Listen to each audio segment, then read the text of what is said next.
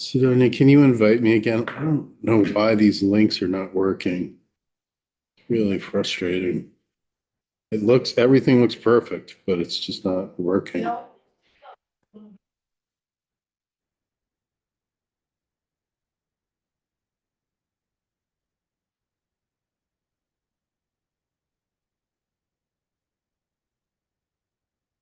Well, while we're waiting, the bill that we're looking at is H 603, and our intention this afternoon, late on a Friday afternoon, is just to walk through some new language that may address some of the concerns that came up yesterday when we were discussing the bill. We won't take any action on this bill today, but if everybody at least can, my goal by the end of the day is that everyone will understand what's here and why we're There it is. why we're looking at these proposed changes. And then next week, when we're back together, we'll, if we're prepared, we'll, move ahead with a vote. So Mike, turn it over to you. This is Mike O'Grady with Legislative Council. Yesterday or the day before, I'm not sure when the agency first made their proposal to you, they had proposed that instead of the term poultry products, that you use the term ready to cook poultry. And there was a question of whether or not, and there was a definition that they offered, and the definition was consistent with the definition in federal law. And they argued that it will be easier for them to enforce that or enforce the poultry exceptions, especially for slaughtered parts for the purposes of their inspection program. But there seemed to be some indigestion among the committee about using the ready to cook definition. And the chair emailed me overnight about whether or not the term poultry product is defined. It is defined in state statute and it is defined in federal statute, and the two definitions are the same.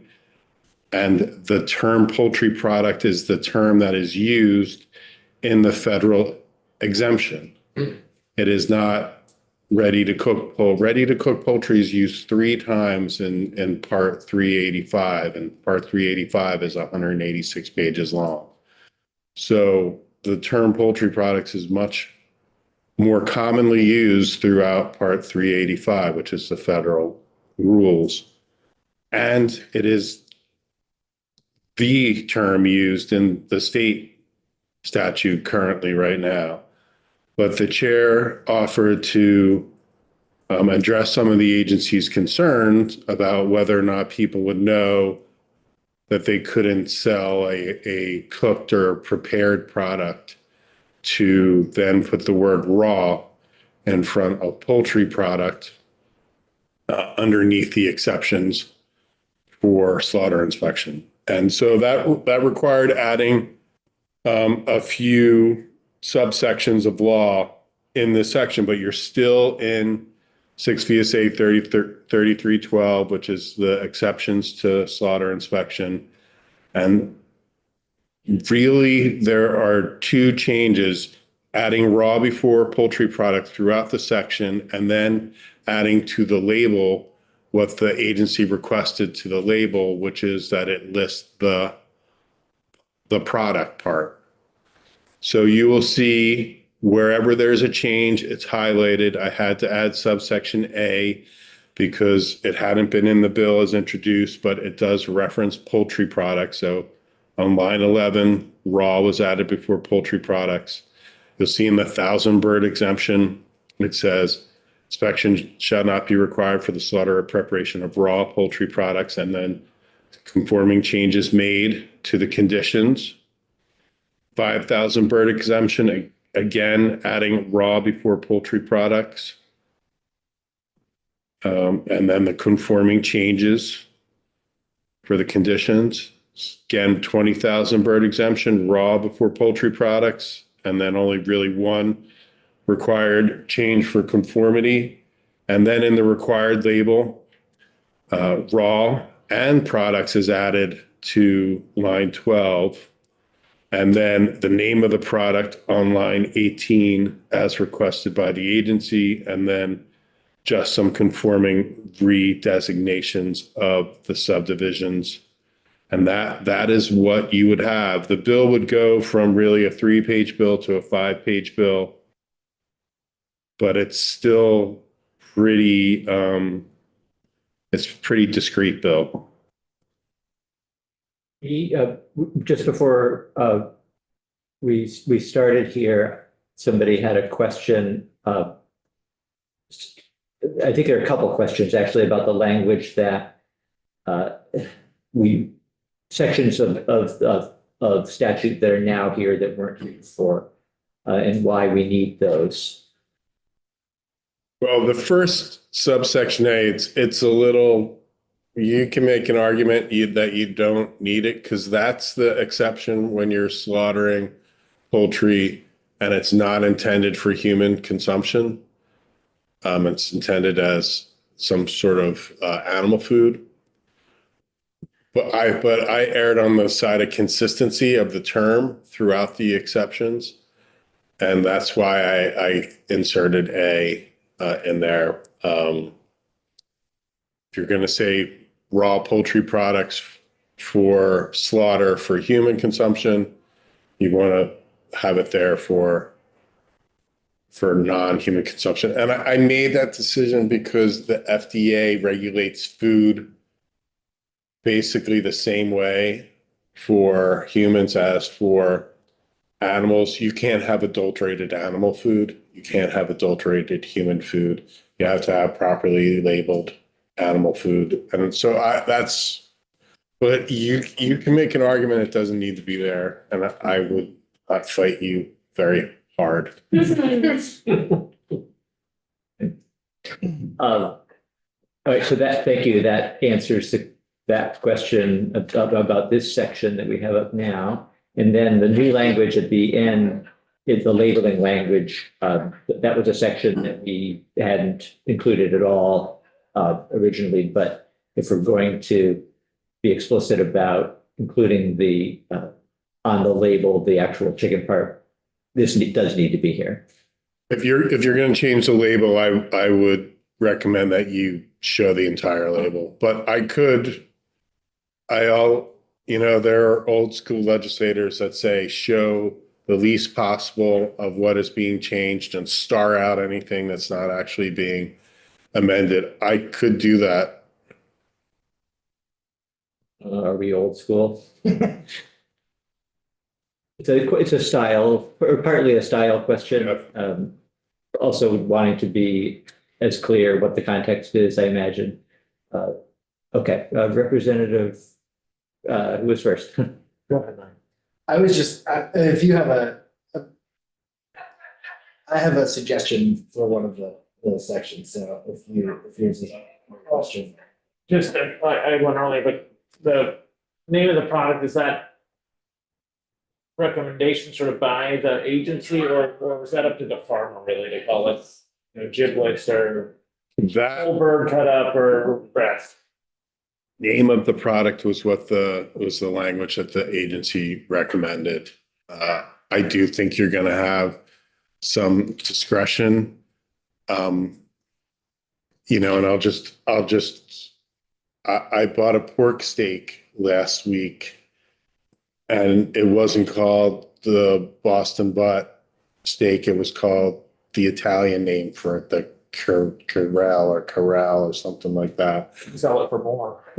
And so that there's no requirement to name. It's what the producer is, how they cut it, So, and there's no standard of identity for that. I don't believe there's a standard of identity for wings. Right. So. Yeah. Other than it can't be deceptive to the consumer. Mike.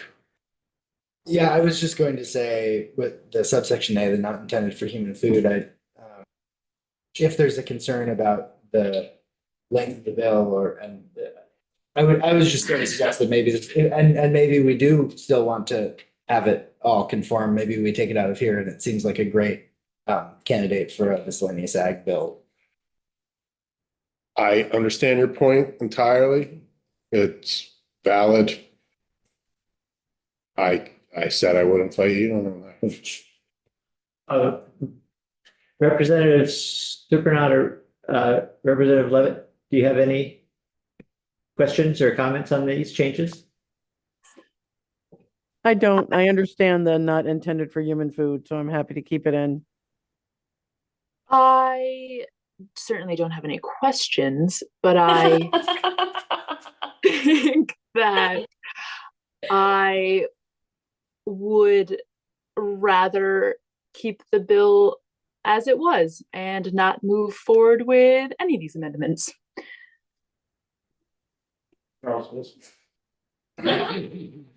Yes.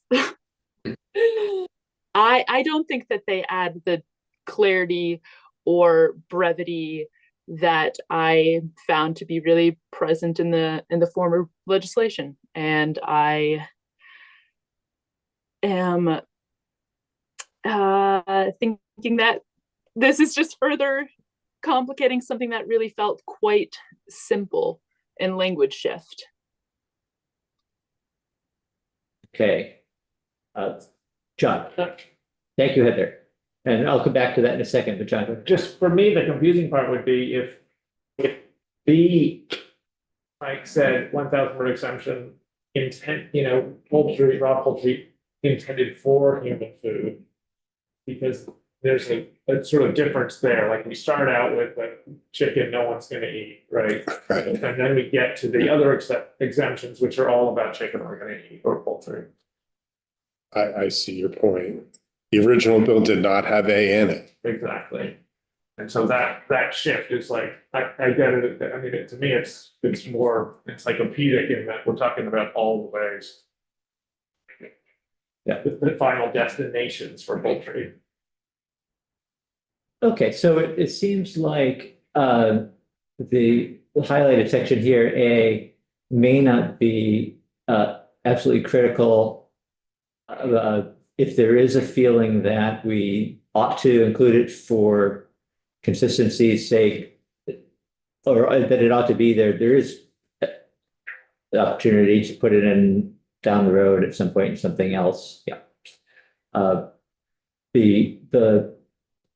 The labeling piece at the end, I know that there was a strong concern about not, or a stronger concern perhaps about adding a labeling requirement for a new labeling requirement for the under 1,000 bird exemption. We're not doing that here. So this is right. Is that correct, Mike? Well, actually, the existing law already requires it. For restaurants and farmers markets. Right. But not for off farm. Right. So the change that was made really was they were changing the 1,000 bird exception, but there's already a label required for farmers market and food restaurants. Rodney. So changing the word to raw instead of parts, to me, doesn't clearly define that you can do parts. Because the whole bird is raw. Well, taking out the whole bird limitation, you're basically defaulting to the feds, and the feds, that language in 1,000 and 20,000 is pretty much the feds. And they allow parts. And they use the word raw. They do not use the word raw. And they don't use the word raw, I don't think, in 385 at all. No, they use it regarding preparation of, again, I think it's the chicken on the pizza.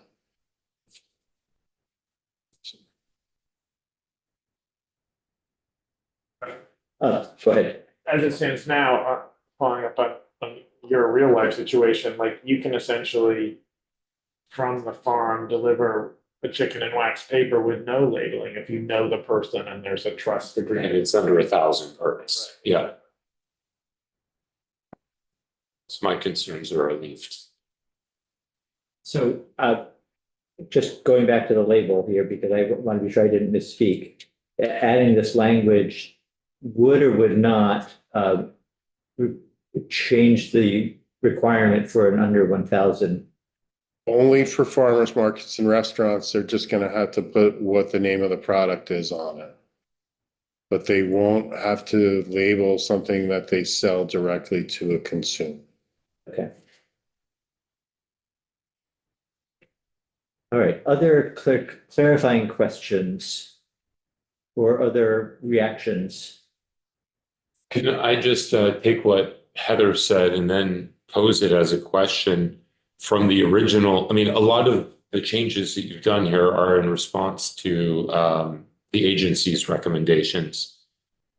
If we go back to the original bill, from a legal perspective, is there any difference between this most recent edited version and what was originally presented? Only the name of the product requirement for the label. That's the only substantive difference. Mhm. Maybe we can go back to Heather and ask if that is still of a concern. Heather? Yes, I am really grateful for what you just said. And I think that I'm going to have to hold true to my original statement of saying that I am grateful for the agency's recommendations for language shifts. I do not think they provide additional clarity. I think that there was plenty of clarity in the proposed original bill, and I wouldn't want to have to report this new one. Could I offer that any slaughter inspection requirement, it almost automatically produces a guidance document from the agency for producers. And so maybe you informally address the agency's concerns by asking them for their guidance document to address their concerns. That feels effective. And you don't need to do that in legislation. I appreciate that as a collaborative gesture. You're gonna get a guidance document that's produced from this, and it's probably gonna be a page long. Does one already exist? Yes, but they're gonna wanna like rewrite that. And regardless of what we do here, their guidance document is going to say, don't sell pot pies that you've made with your. Yes. Okay. It's an interpretive document. Oh, yes. Okay. Yes. And is it typically based on their understanding of what our intent is? If the language in the statute doesn't, It's their interpretation of your intent plus their interpretation of the federal overarching requirements such as no adulteration, sanitary conditions, etc. yeah. Okay. Good to know. Thank you. Other thoughts before we wrap up for the day?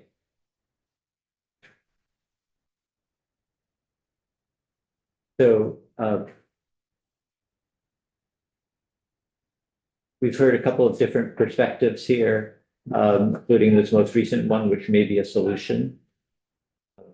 Anybody have a reaction to that they want to share? I guess I'm amenable to that, and I think it is a decent solution, except that what I don't want is for the guidance document to then have all the language that we have all decided is could cause confusion, like Right. ready to cook and a list of various chicken parts where they say they have to be removed and then later in the paragraph, they say some can be sold, but they don't list the other, it's like. Yeah, I don't want that to end up in guidance language if we have made a sort of decision that it shouldn't end up in that. So, Yeah, this is a area for me that I mean, I don't know, Mike, does it? I think that the agency guidance document would say, don't sell the entrails. And I don't know if that's something that you would. I think that's fine. I think my problem was with this, with the specific language that was shared, that is federal language. Right. Was sort of, is poorly, in my opinion, poorly worded, It is. confusing, Yeah. And so I would just hope that that is not I'll just go on record saying, I hope that that language doesn't appear in Okay, the guidance document. but you are amenable to like the feet being removed and the, Yeah, I think all the normal ways in which chicken producers want to sell their chickens anyway, But guidance documents are essentially recommendations. It's not, doesn't carry the weight of law, like there would be some sort of education. it doesn't carry the weight of law, but you do need to realize that they have rulemaking authority underneath this chapter. If they wanted to go to rulemaking authority, they probably could. They could add clarity to ambiguity. And if they felt that there was ambiguity as to what is being sold. and we are actually leaving the more ambiguous. If we go with our original version of this, we are going with a more ambiguous version. Is the implication? I don't really think it's ambiguous since it follows the feds, and the feds allow what you want to allow, and they prohibit things like not removing all the feathers from the bird. Yeah. It's like that's part of the federal requirement.